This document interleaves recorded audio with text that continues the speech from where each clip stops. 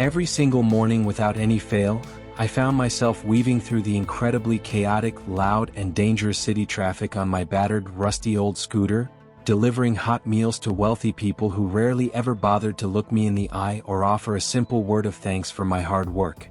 My face was constantly wet with the cold, biting rain as I struggled to look at the small GPS screen on my handlebar, my hands shaking from the freezing wind, but my expression remained determined because I knew I had to finish my deliveries to survive.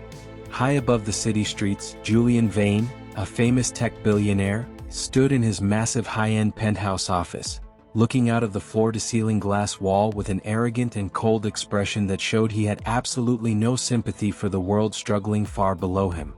After fighting the storm, I finally stood at the grand luxury penthouse door, soaked to the bone and shivering, holding a brown food bag with all my remaining strength, hoping the customer would at least be kind enough to give me a small tip for the trouble.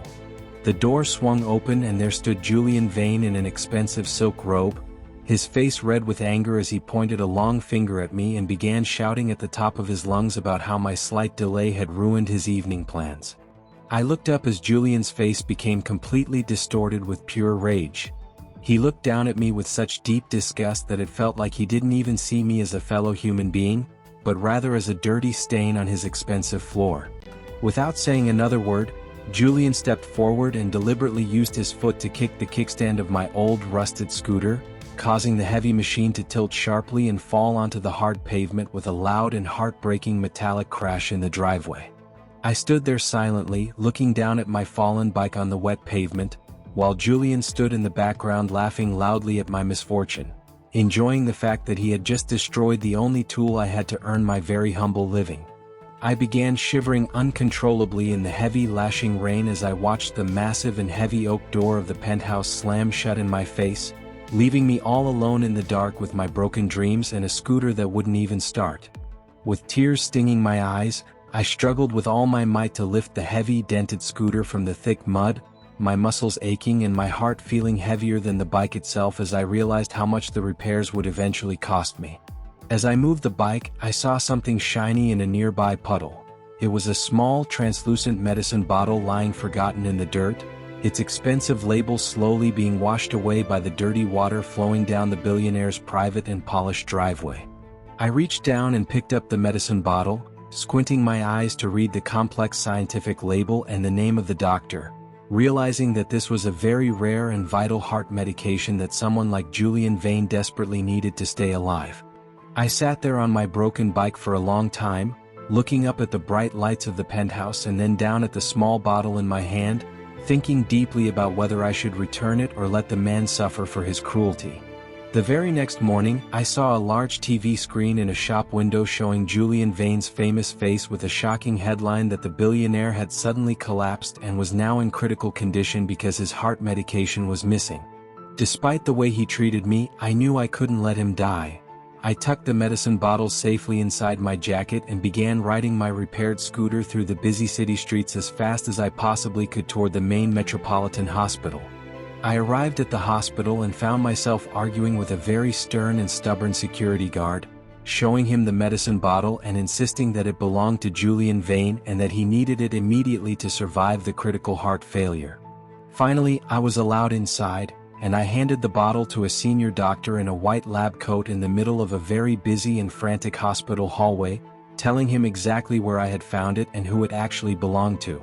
I walked away from the hospital entrance and back into the cold city wind, feeling a strange sense of relief in my heart. I didn't need a reward or a thank you, I just knew that I had done the right thing. Days later, Julian Vane finally woke up in his private hospital bed, looking incredibly pale and confused, surrounded by expensive medical monitors that were beepingly loudly, and his team of doctors telling him how close he had come to death. Julian looked at the medicine bottle sitting on his bedside table, and as the doctor explained how a nameless delivery boy had brought it just in time, a look of deep realization and heavy shame began to spread across his tired face.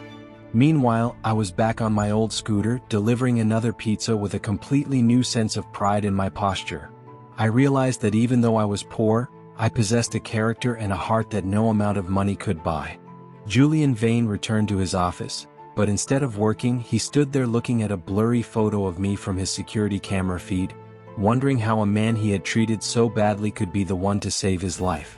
One afternoon, a luxury car stopped in my neighborhood, and Julian Vane, now dressed in a very simple sweater instead of a suit, stood outside my small apartment door, looking nervous and humble as he prepared to knock on the wood. We sat across from each other at my small and humble wooden table, the billionaire and the delivery boy, two men from completely different worlds who were now connected by a single act of kindness that had changed both of our lives.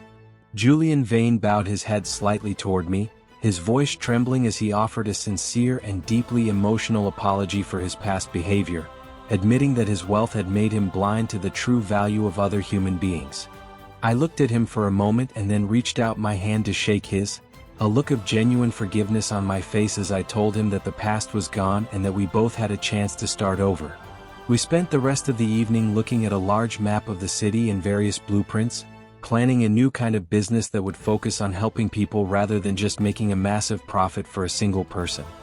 A year passed, and I stood in front of a line of brand new electric delivery bikes, wearing a smart business casual shirt as the CEO of a company that treated its workers with the dignity and the respect they deserved. A group of young delivery workers, all wearing clean and professional uniforms, came up to me with bright smiles on their faces, high-fiving me as they prepared to head out into the city for their daily shifts.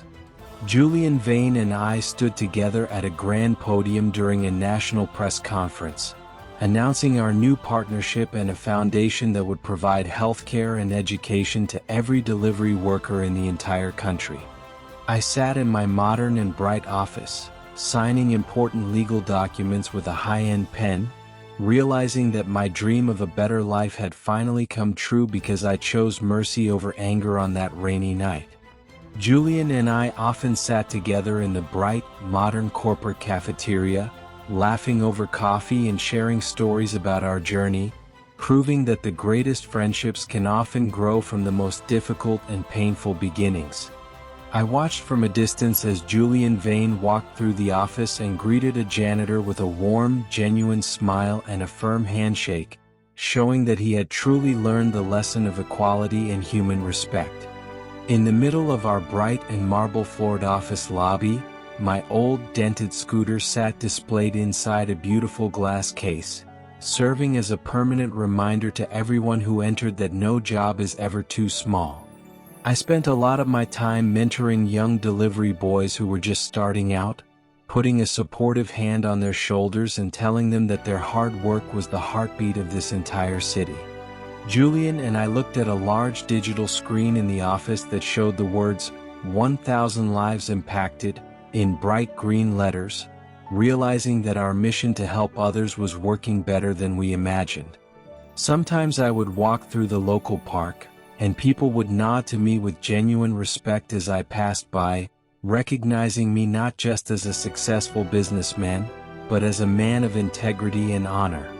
On the wall of our headquarters, there was a simple gold plaque that read "Dignity in every delivery," a motto that we lived by every single day to ensure that no worker ever felt invisible again.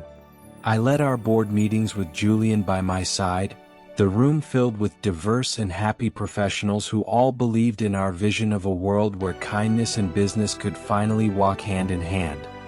I looked down at my hands, which were now clean and holding a high-tech tablet, but I could still see the faint scars from my years of hard work on the streets, and I was proud of them. Back in my office, I looked at my old, scratched delivery helmet sitting on the bookshelf next to my awards, a symbol of the long and difficult road I had traveled to get where I am. Julian Vane and I stood together on the high balcony of our building, looking out at the vast city that we had both helped change for the better, feeling a deep sense of peace in our souls. The city looked so calm and beautiful in the soft twilight glow of the golden sunset. I stood by the window with a peaceful and satisfied smile, knowing that my greatest victory was helping a man find his soul. If you enjoyed watching video, please like and subscribe by hitting like and subscribe button. Thanks for watching Karma Files USA.